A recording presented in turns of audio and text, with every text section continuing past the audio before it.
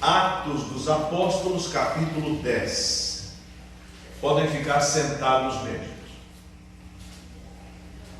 Diz assim a palavra de Deus: morava em Cesareia um homem de nome Cornélio, centurião da coorte chamada italiana, piedoso e temente a Deus com toda a sua casa, e que fazia muitas esmolas ao povo e de contínuo orava a Deus.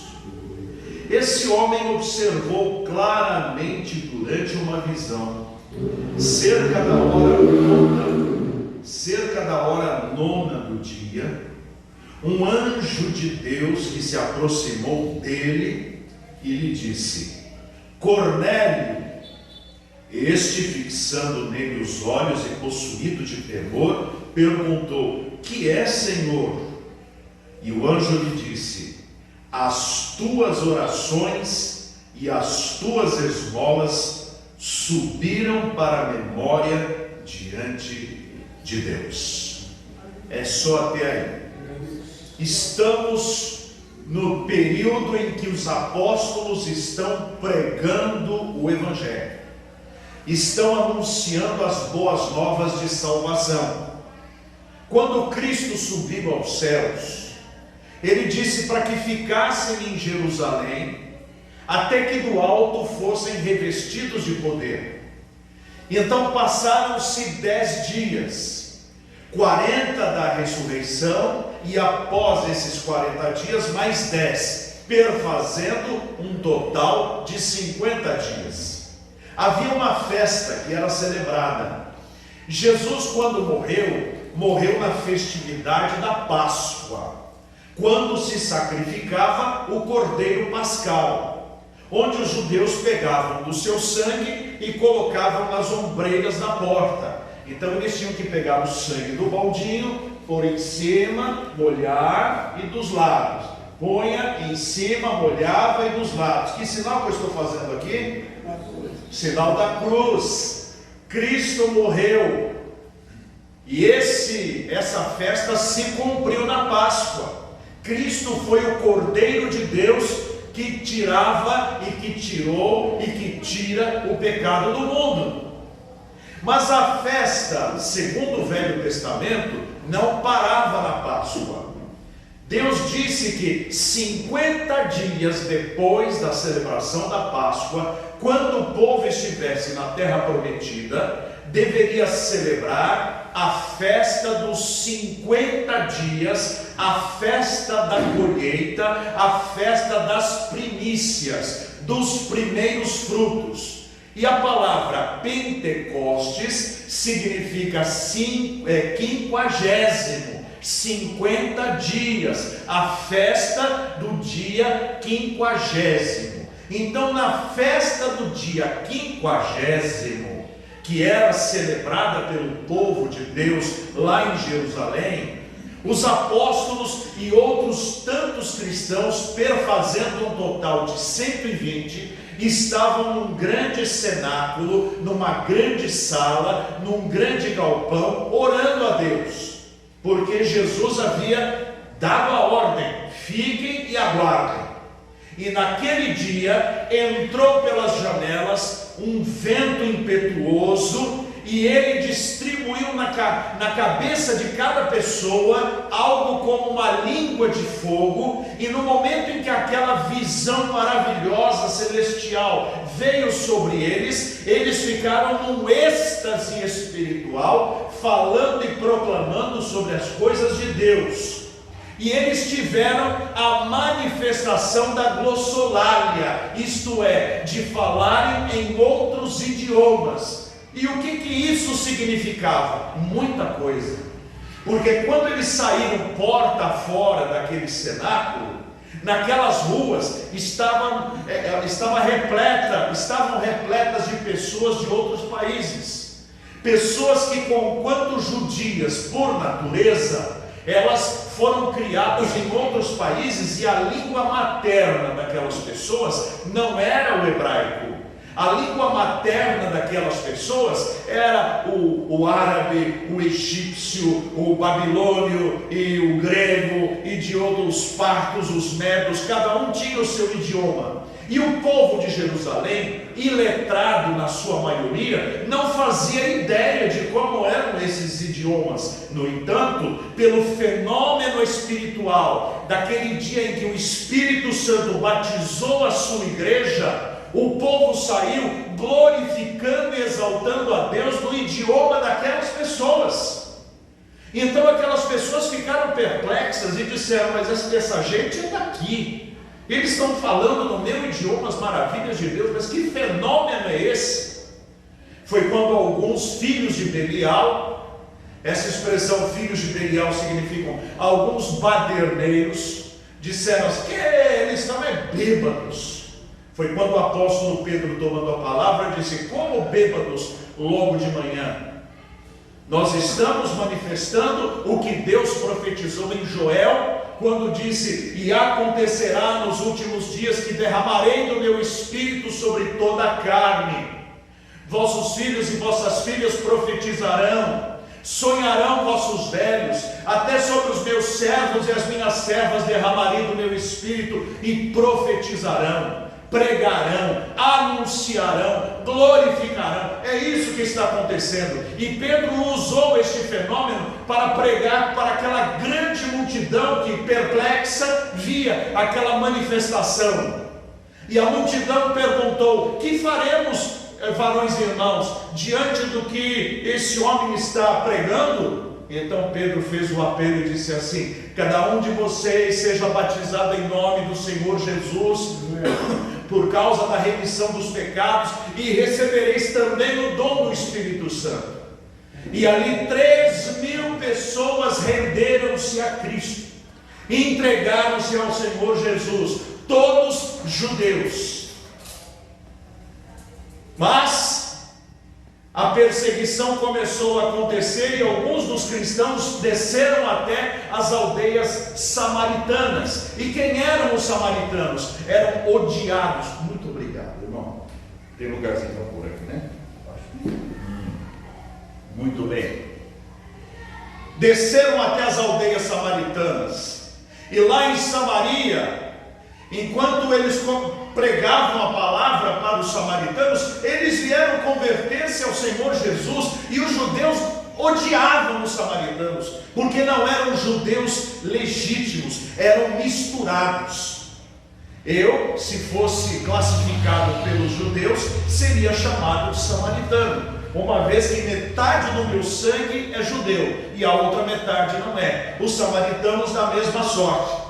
No entanto, chegaram notícias de que eles estavam se convertendo. Então apóstolos do Senhor desceram lá, e para que eles pudessem contemplar a maravilha de Deus, conforme eles oravam por aquelas pessoas, a contragosto, se diga de passagem, a mesma manifestação do Espírito Santo ocorrida com eles por os judeus estava acontecendo agora com os meios-judeus. Então eles tiveram que concluir que a salvação também viera para os meios-judeus.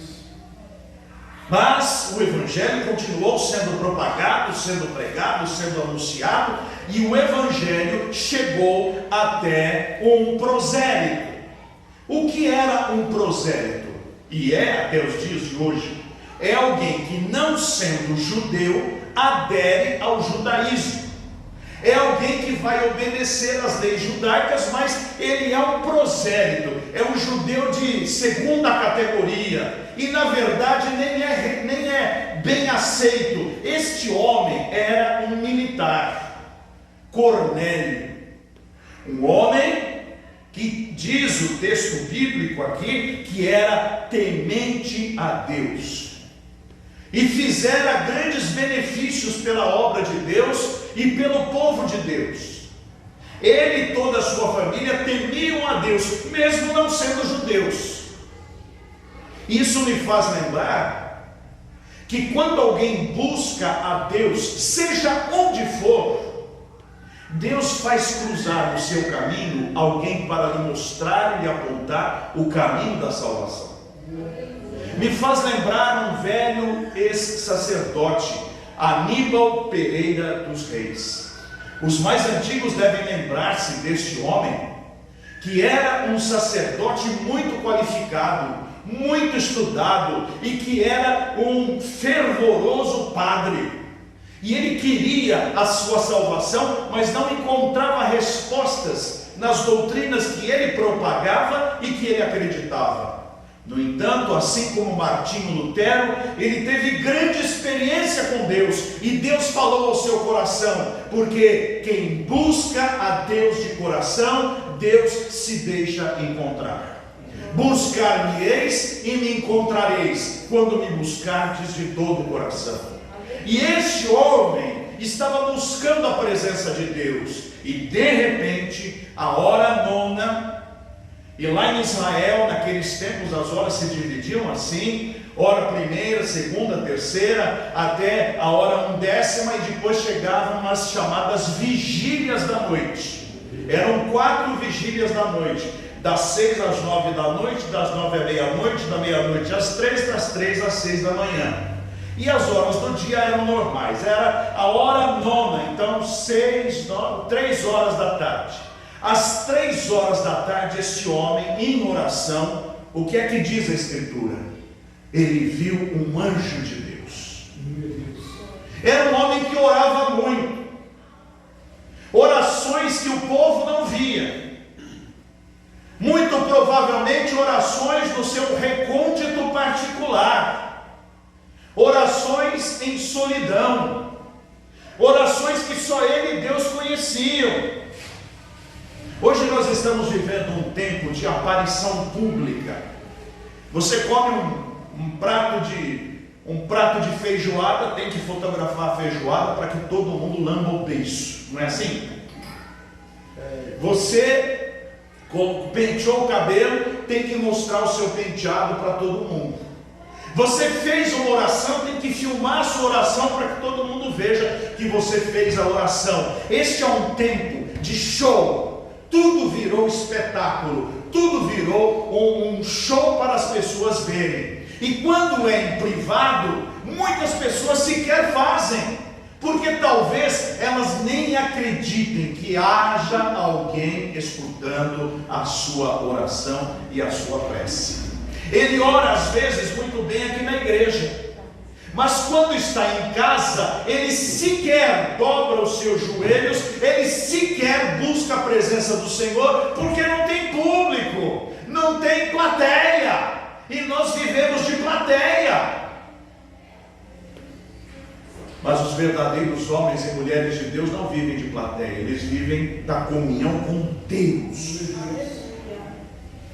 Como eu costumo contar a respeito daquela senhora de mais de 90 anos, que morava a meio quarteirão da igreja Batista em Somarezinho, onde eu me converti a Cristo, lá na zona oeste, pertinho da Heitor Penteado, pertinho da Serra Corá, ali na Vila Anglo-Brasileira, perto da Pompeia. Esta senhora viera de Portugal, ela viera de Portugal, e aqui na década de 60 convertera-se a Cristo, e ela foi de uma conversão fulminante, converteu-se mesmo. Os seus filhos não, uma filha vinha com ela à casa de Deus, e ela, por já ser idosa, ter assim algumas comorbidades, dificuldades para andar, andava com uma muleta, ela já não tinha uma higiene que fosse assim muito agradável, e provavelmente a filha não a ajudava. Então quando ela chegava, ela sentava no último banco da igreja.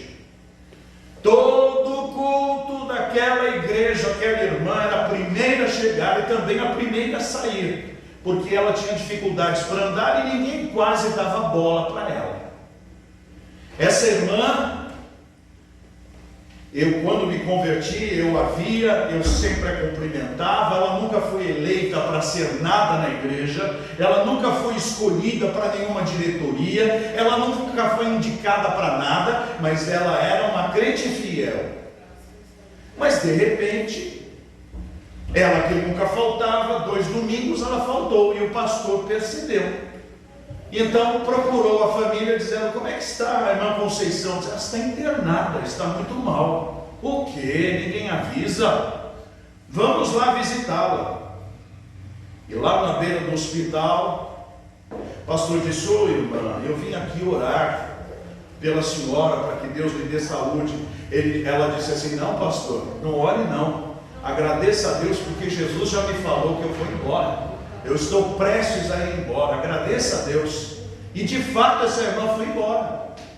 Mas alguns dias depois a filha e um filho procuraram ao pastor dizendo assim: olha, a minha mãe, quando veio de Portugal, trouxe uma arca. Antigamente se viajava com uma arca de madeira, onde levava todos os seus pertences de casamento, ganhava-se uma arca ou comprava-se uma arca. E ali nós achamos alguma tralha que talvez interesse para vocês, senão nós vamos pôr no lixo. E aí eu estava junto. Aí puseram em cima da mesa, lembram-se daquelas cadernetas de fiado? Você ia à venda e fazia o fiado, uma cadernetinha assim, que ainda tem para vender, mas não para fazer fiado, porque aqui ninguém faz fiado, né? Lá no interior ainda existe, mas aqui não existe. Cheia de anotações com pedidos de oração, décadas. E ali aqueles pedidos, eu encontrei meu nome. Estava lá: o Wagner vai fazer prova, oro por ele. O pastor ficou doente, oro por ele. Fulano viajou, oro por ele. E tinha aqueles papéis, aqueles cadernos de má qualidade, papel ruim, tinha umas marcas amarelas no papel, eram lágrimas que aquela irmã derramava sobre o caderno. E que só se soube disso depois que essa irmã morreu. Aquela irmã orava e por causa dela muitas crises na igreja foram solucionadas, porque havia alguém em oração, ou usando a expressão do Velho Testamento, havia alguém na brecha. E eu me lembro da pergunta do pastor: quem vai ficar no lugar dela agora? Deus ouvia as orações dessa senhora. Ninguém sabia, Deus sabia. A minha mãe, uns 2 ou 3 anos antes de falecer, ela já não conseguia mais andar, ela só ia até o banheiro, quando muito. Mas o banheiro era um só e eu tinha que sair do meu quarto, era longe. E quando eu chegava, ela encostava o quarto dela. Quando eu olhava, 3:30 da manhã, 4 horas, estava lá minha mãe sentadinha, segurando no seu andador, e ali balbuciando orações por mim, pelo meu irmão, pelas suas irmãs, pela igreja, por todos. Ela orava. Ninguém sabia, Deus sabia. Há orações que minha mãe fez há 30 anos atrás que estão sendo respondidas até hoje. As orações não se perdem. O livro de Apocalipse diz que os anjos pegaram um cálice de incenso misturado com as orações dos santos. As suas orações são tão preciosas que elas são eternas. E Cornélio estava orando e o anjo veio e disse assim: Cornélio, fique feliz, as suas orações e as esmolas que você faz e as ofertas que você faz foram ouvidas por Deus. E nós sabemos o que aconteceu. O anjo não pregou o evangelho para ele, poderia encurtar o caminho, não precisaria chamar Pedro, não precisaria ir até lá na praia buscar o servo do Senhor. O anjo já está aqui. O anjo senta e fala assim: Cornélio, vamos bater um papo, eu vou falar do evangelho para você. Eles não podem fazer isso, porque os anjos não passaram pela experiência de conversão, não nasceram de novo. Os anjos não partilham da natureza divina que o cristão tem em Cristo Jesus. Portanto, aqueles que recebem revelações de anjos, dizendo que um anjo mandou fazer isso e que anunciou aquilo e etc., que mostrou um outro caminho, um outro evangelho, deve ser considerado maldito. Como disse o apóstolo Paulo no começo da carta aos Gálatas: Ainda que um anjo do céu venha vos pregar outro evangelho que seja considerado maldito, anátema. Mas os anjos são portadores de respostas de Deus. E ali Cornélio, que estava estupefacto, o anjo chega e diz assim: Cornélio, as suas orações foram ouvidas. Mande os seus soldados em tal endereço. Deu o endereço, deu a casa onde deveriam ir. Lá tem um servo de Deus, ele vai vir aqui e vai dizer para você o que você deve fazer. Talvez as suas orações ninguém saiba, ninguém escute, ninguém veja. Você não grava as suas orações, não se fotografa, não comunica a ninguém. Só você e Deus conhecem as lágrimas que derrama, os pedidos que faz, as súplicas que lança no altar do Senhor. Só vocês dois conhecem, mais ninguém. Na solitude do seu quarto, ou do trem ou do metrô que o leva no trabalho ou na escola, ou quando vai à pracinha, ou quando está no banheiro, ou na sua cozinha, só Deus sabe o que vai no seu coração. E Ele conhece cada uma das suas orações, cada um dos seus pedidos. E quando chegar a hora nona, do dia que Deus escolher, do dia que Deus determinar para a sua vida, o anjo de Deus, aparente ou não, com cara de anjo ou não, em presença angelical ou não, virá ser portador de boas novas, dizendo, em outras palavras, as suas orações foram ouvidas, a resposta chegou.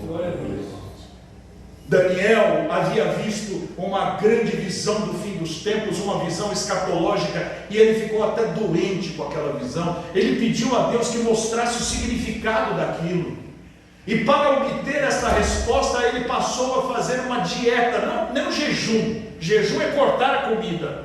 Ele passou a fazer uma dieta para que ele tivesse um período de maior consagração, clamando: Senhor, me mostra o que é aquilo.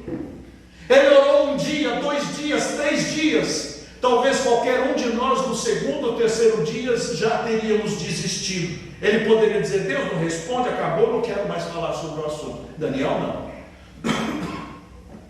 Ele orou 4º, 5º, 6º, orou uma semana inteira. Deus não respondeu. Nós já teríamos desistido, ou já teríamos entendido. Deus disse não, então pronto, acabou. Mas Daniel não. Ou o não de Deus tem que ser muito claro, ou então eu vou continuar clamando. E ele orou 8, 9, 10, 14 dias, não veio resposta nenhuma. Nós já teríamos desistido na semana passada. Daniel não. 15, 16, 17, no 21º dia, chega o anjo do céu e diz: Daniel, homem muito amado, desde o primeiro dia que você se consagrou a Deus, buscando a resposta, a ordem de Deus foi para que eu trouxesse para você a revelação. Tive percalços no caminho, tive batalhas no caminho, mas estou aqui para te trazer a mensagem. Já pensou se no 19º, no 20º dia Daniel falasse assim: olha, eu já estou cheio, sabe? Chega dessa oração. O anjo lutando para chegar, Deus diz lá de cima, fala: pode voltar. Mas por quê? Ele desistiu. Talvez algumas das respostas que a gente buscou na nossa vida tenham voltado para trás, porque nós não éramos mais dignos destas respostas, porque não estávamos mais esperando por elas. Mas se seguirmos o caminho de Cornélio, consagrando a vida, fazendo as nossas súplicas, consagrando o nosso viver, as nossas ofertas, os nossos pensamentos, o nosso trabalho para a glória de Deus, e se não desistirmos como Daniel não desistiu, a hora nona vai chegar e o anjo vai trazer a resposta, e nós teremos, para a glória e louvor de Deus, a solução dos problemas que temos apresentado diante do Senhor. Irmão querido, Deus conhece as suas lutas. Deus conhece as suas orações. Deus conhece o seu trabalho. Deus conhece o seu desejo. Abre-me os olhos para ver algo de bom que tens para mim. Põe-me nas mãos aquele poder que me desate, solte, enfim. Quero silente, sim, ficar até meu Senhor a mim falar. Abre-me os olhos, dá-me luz, meu bom Jesus. Bendito seja Deus. Deus abençoe a cada um dos irmãos. Amém.